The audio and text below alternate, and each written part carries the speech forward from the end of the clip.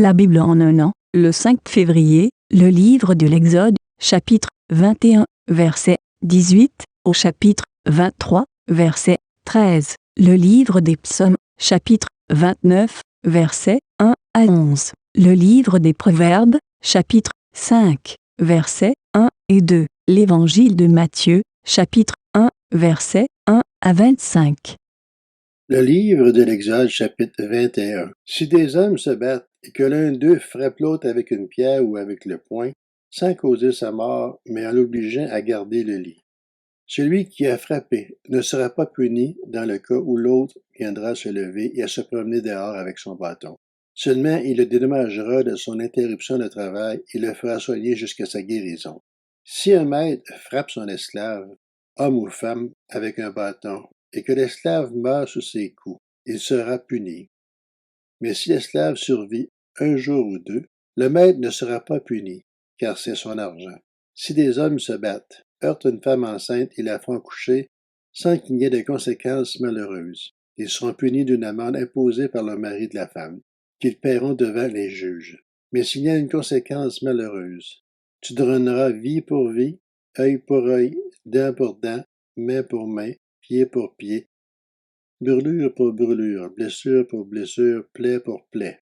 Si un homme frappe l'œil de son esclave, homme ou femme, et qu'il lui fasse perdre l'œil, il le laissera partir libre pour prix de son œil. Et s'il fait tomber une dent à son esclave, homme ou femme, il le laissera partir libre pour prix de sa dent. Si un bœuf frappe de ses cornes un homme ou une femme, et que la mort en résulte, le bœuf sera lapidé. On ne mangera pas sa viande et le maître du bœuf ne sera pas puni. Mais si le bœuf avait déjà tendance à frapper, et si on en avait averti son maître, qui ne l'a pas surveillé, dans le cas où il tuerait un homme ou une femme, le bœuf sera lapidé et son maître sera puni de mort. Si on impose au maître un prix pour le rachat de sa vie, il paiera tout ce qui lui sera imposé. Si c'est un fils ou une fille que le bœuf frappe, on lui appliquera cette règle. Mais si c'est un esclave, homme ou femme, on donnera 30 pièces d'argent au maître de l'esclave et le bœuf sera lapidé. Si un homme retire le couvercle d'une citerne, ou bien si un homme en creuse une sans la couvrir, et qu'il y tombe un bœuf ou un âne, le possesseur de la citerne paiera au maître la valeur de l'animal en argent et gardera l'animal mort. Si le bœuf d'un homme frappe de ses cornes le bœuf d'un autre homme, et que la mort en résulte, ils vendront le bœuf vivant et en partageront le prix, et partageront aussi le bœuf mort. Mais s'il est connu que le bœuf avait déjà tendance à frapper et que si son maître ne l'a pas surveillé, ce maître rendra bœuf pour bœuf et gardera le bœuf mort. Si un homme vole un bœuf ou un agneau et qu'il l'égorge ou le vend, il restituera 5 bœufs pour le bœuf et 4 agneaux pour l'agneau. Le livre de l'Exode, chapitre 22. Si un voleur est surpris en train de commettre un vol avec effraction, qu'il soit frappé et qu'il meure, on ne sera pas coupable de meurtre envers lui. Toutefois, si le soleil est levé, on sera coupable de meurtre envers lui. Un voleur devra faire une restitution. S'il n'a rien, il sera vendu pour rembourser son vol. Si ce qu'il a volé, bœuf, âne ou agneau, est encore vivant entre ses mains, il fera une restitution au double. Si un homme fait brouter son bétail dans un champ ou une vigne, et qu'il le laisse aller brouter dans le champ d'un autre, il donnera en dédommagement le meilleur produit de son champ et de sa vigne. Si un feu éclate et rencontre des ronces, et que du blé en gerbe ou sur pied, ou bien le champ soit brûlé, celui qui a causé l'incendie sera tenu de donner un dédommagement. Si un homme confie à un autre la garde d'argent ou d'objets, et qu'on les vole dans la maison de cette personne, le voleur fera une restitution au double, dans le cas où on le trouverait. Si on ne trouve pas le voleur, le maître de la maison se présentera devant Dieu pour déclarer qu'il n'a pas porté la main sur les biens de son prochain. Dans toute affaire litigieuse concernant un bœuf, un âne, un agneau, un vêtement ou un objet perdu dont quelqu'un revendiquera la propriété, la cause des deux parties ira jusqu'à Dieu. Celui que Dieu condamnera fera à son prochain une restitution au double. Si un homme confie à un autre la garde d'un âne, d'un bœuf, un agneau ou autre animal, et que l'animal meurt, se casse un membre ou soit enlevé sans que personne ne l'ait vu, on fera intervenir entre les deux parties le serment au nom de l'Éternel. Celui qui a eu la garde de l'animal déclara qu'il n'a pas porté la main sur le bien de son prochain. Le maître de l'animal devra accepter ce serment et l'autre ne sera pas tenu de le dédommager. En revanche, si l'animal a été volé chez lui, il sera tenu de dédommager son maître. Si l'animal a été déchiqueté, il apportera ses restes en guise de témoignage et ne sera pas tenu à un dédommagement pour l'animal déchiqueté. Si un homme apporte un animal à un autre et que l'animal se casse un membre ou meurt en l'absence de son maître, il devra donner un dédommagement. Si le maître est présent, il n'y aura pas de dédommagement. Si l'animal a été loué, le prix de location suffira. Si un homme séduit une jeune fille vierge qui n'est pas fiancée et couche avec elle, il paiera sa dot et la prendra pour femme. Si le père refuse de lui accorder un mariage, il paiera en argent la valeur de la dot de la jeune fille vierge. Tu ne laisseras pas vivre la magicienne. Celui qui couche avec une bête sera puni de mort. Celui qui offre des sacrifices à d'autres dieux qu'à l'Éternel sera voué à l'extermination. Tu ne maltraiteras pas l'étranger et tu ne l'opprimeras pas, car vous avez été étrangers en Égypte. Tu ne feras pas de mal à la veuve ni à l'orphelin. Si tu leur fais du mal et qu'ils viennent à moi, j'entendrai leurs cris. Ma colère s'enflammera et je vous détruirai par l'épée. Ce sont vos femmes qui deviendront veuves et vos enfants orphelins.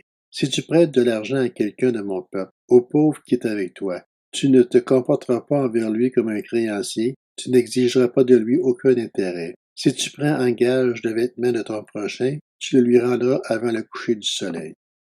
En effet, c'est sa seule couverture, c'est le vêtement dont il s'enveloppe le corps. Dans quoi coucherait-il? S'il crie à moi, je l'entendrai, car je suis plein de grâce. Tu ne maudiras pas Dieu, et tu ne parleras pas mal des chefs de ton peuple. Tu ne tarderas pas à m'offrir la part qui me revient de ta moisson et de ta vendange. Tu me donneras le premier-né de tes fils. Tu me donneras aussi le premier-né de ta vache et de ta brebis. Il restera 7 jours avec sa mère, et le 8e jour, tu me le donneras. Vous serez des hommes saints pour moi.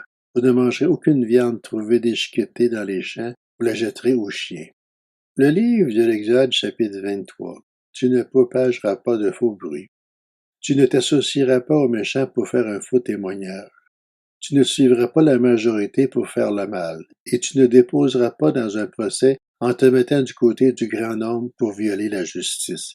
Tu ne favoriseras pas le faible dans son procès. Si tu rencontres le bœuf ou l'âne de ton ennemi alors qu'il est égaré, tu le lui ramèneras. Si tu vois l'âne de ton ennemi s'effondrer sous sa charge et que tu hésites à le décharger, tu l'aideras néanmoins à le décharger. Tu ne porteras pas atteindre au droit du pauvre dans son procès. Tu t'éloigneras de tout mensonge et tu ne feras pas mourir l'innocent et le juste. Car je ne déclarerai pas juste le coupable. Tu n'accepteras aucun cadeau, car les cadeaux aveuglent ceux qui ont les yeux ouverts et pervertissent les paroles des justes. Tu n'opprimeras pas l'étranger. Vous-même, vous savez ce qu'éprouve l'étranger, car vous avez été étranger en Égypte. Pendant 6 ans, tu ensemenceras la terre et tu en récolteras le produit. Mais la 7e année, tu lui donneras du répit et tu la laisseras en repos. Les pauvres de ton peuple en jouiront et les bêtes des champs mangeront ce qui restera. Tu feras de même pour ta vigne et pour tes oliviers. Pendant 6 jours, tu feras ton travail, mais le 7e jour, tu te reposeras, afin que ton bœuf et ton âne aient du repos, afin que le fils de ton esclave et l'étranger reprennent leur souffle. Vous respecterez tout ce que je vous ai dit, et vous ne mentionnerez pas le nom d'autres dieux. On ne l'attende pas sortir de votre bouche. Le livre des Psaumes, chapitre 29. Psaume de David. Fils de Dieu, rendez à l'Éternel gloire et honneur. Rendez à l'Éternel la gloire due à son nom. Prosternez-vous devant l'Éternel avec des ornements sacrés. La voix de l'Éternel retentit sur l'eau. Le Dieu de gloire fait gronder le tonnerre. L'Éternel domine les grandes eaux. La voix de l'Éternel est puissante. La voix de l'Éternel est majestueuse. La voix de l'Éternel brise les cèdres. L'Éternel brise les cèdres du Liban. Il fait bondir le Liban comme un veau et le Sirion comme un jeune buffle. La voix de l'Éternel fait jaillir des éclairs. La voix de l'Éternel fait trembler le désert. L'Éternel fait trembler le désert de Kadès. La voix de l'Éternel fait mettre bas les biches. Elle dénude les forêts. Dans son palais, tout s'écrie « Gloire ». L'Éternel était sur son trône lors du déluge. L'Éternel règne éternellement sur son trône. L'Éternel donne de la force à son peuple. L'Éternel bénit son peuple en lui procurant la paix. Le livre des Proverbes, chapitre 5. Mon fils, sois attentif à ma sagesse, tends l'oreille vers mon intelligence, afin que tu conserves la réflexion et que tes lèvres gardent la connaissance.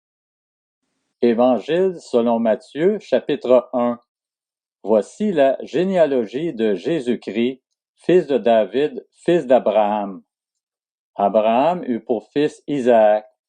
Isaac eut Jacob. Jacob eut Juda et ses frères. Juda eut Péretz et Zéra de Tamar. Péretz eut Esron. Esron eut Aram. Aram eut pour fils Aminadab.